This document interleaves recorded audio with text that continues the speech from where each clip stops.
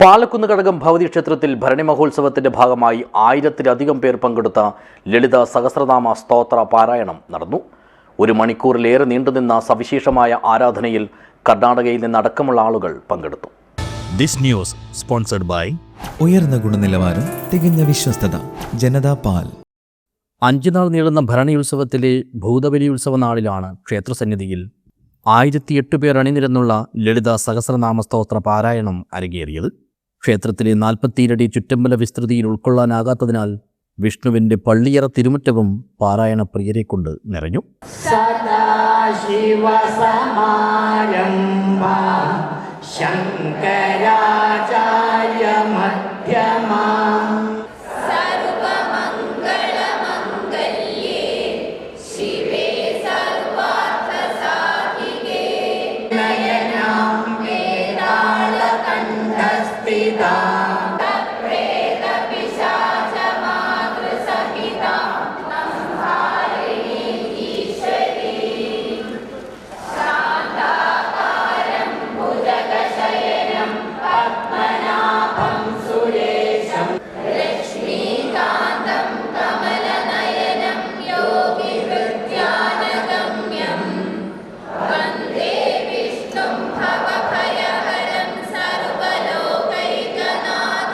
ആധ്യാത്മിക പ്രഭാഷകൻ കൊപ്പൽ ചന്ദ്രശേഖരൻ, എടമന ഈശ്വരൻ തന്ത്രി, Perigamana Sreedharan Namboothiri, ബദിയടുക്കം Ikkeri P Raman master, Taira ക്ഷേത്ര ട്രസ്റ്റി വെങ്കട്ടരമണ എന്നിവർ പാരായണ യജ്ഞത്തിന് നേതൃത്വം നൽകി.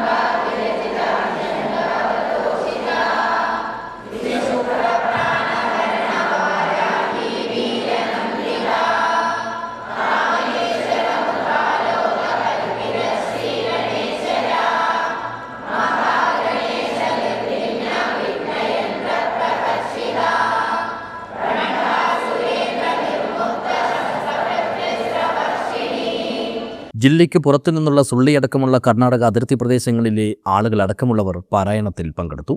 1008 പേരുടെ ലളിത സഹസ്രനാമ സ്തോത്രമെന്നാണ് പേരെങ്കിലും ക്ഷേത്രത്തിൻ്റെ വടക്കേ ഭാഗത്തെ പടിമേടയിലെ കാഴ്ചക്കാരും പങ്കെടുത്തതോടെ ഏതാണ്ട് 2000-ലേറെ പേർ പാരായണത്തിൻ്റെ ഭാഗമായതായി പരിപാടിയുടെ സംഘാടകരായ പാലക്കുന്ന് ജഗദംബ ചാരിറ്റബിൾ കമ്മിറ്റി ഭാരവാഹികൾ അറിയിച്ചു.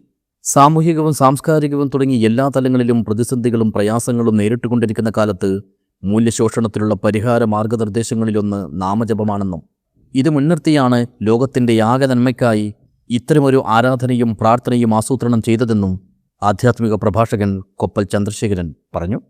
മനുഷ്യ സാധ്യതകളുടെ ശാസ്ത്രം എന്ന് പറയുന്ന സ്പിരിച്വൽ സയൻസ് കുറേ കാര്യം നിർദ്ദേശിക്കുന്നുണ്ട്. അതിൽപ്പെട്ട ഒന്നാണ് നാമജപം എന്നുള്ളത്.